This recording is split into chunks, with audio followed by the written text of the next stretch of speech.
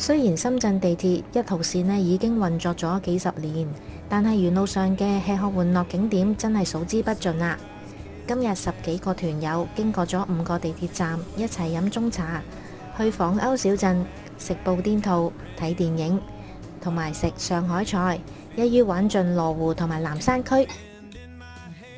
首先朝頭早嚟到呢一間港式茶樓桂麗軒集合同埋飲早茶。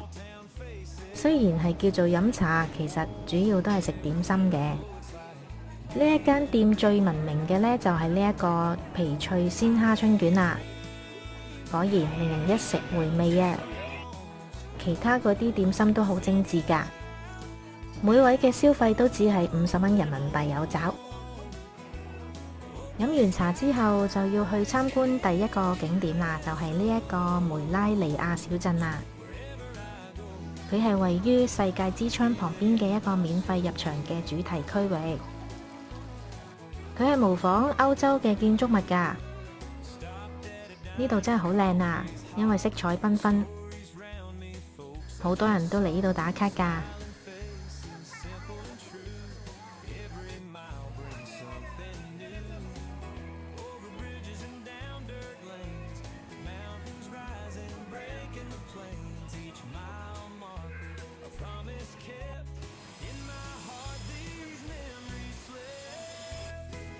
今日天氣真係好熱啊，曬咗2個鐘頭，都要揾啲地方休息下，同埋食下嘢先。喺車公廟站有一間叫做陳光記，主打係香港茶餐，叫咗咖啡布甸兔、鴛鴦奶茶、蜜汁瘦叉燒飯同埋鴨屎檸茶。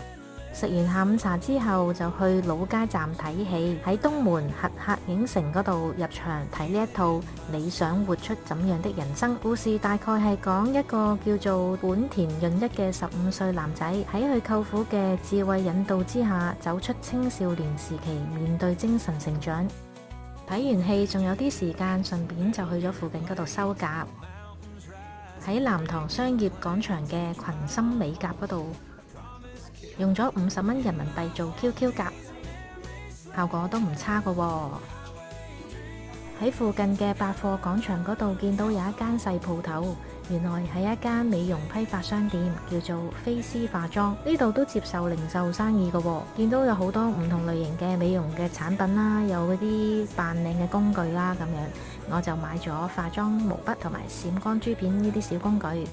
嚟到黃昏，又會合咗另一班朋友準備食上海菜。呢一間叫做御苑上海飯莊，位於商業大廈裏面，而唔係商場裏面。如果唔係喺網上面見到廣告，都唔知點樣嚟呀。叫咗5福臨門、蒸枝魚、弄堂小炒肉、香酥鴨、豆沙鍋餅、蟹粉小籠包、生煎包、葉篤鮮、龍井太湖蝦仁，仲有糖醋排骨，總消費都係1954蚊6個人。菜式好精緻，而且味道仲好濃郁添，仲有俾私人房間。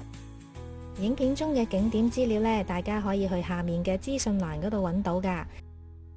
請大家訂閱呢個頻道同埋點讚啊！我哋下次會去另一個景點嗰度度假㗎，下次見啦！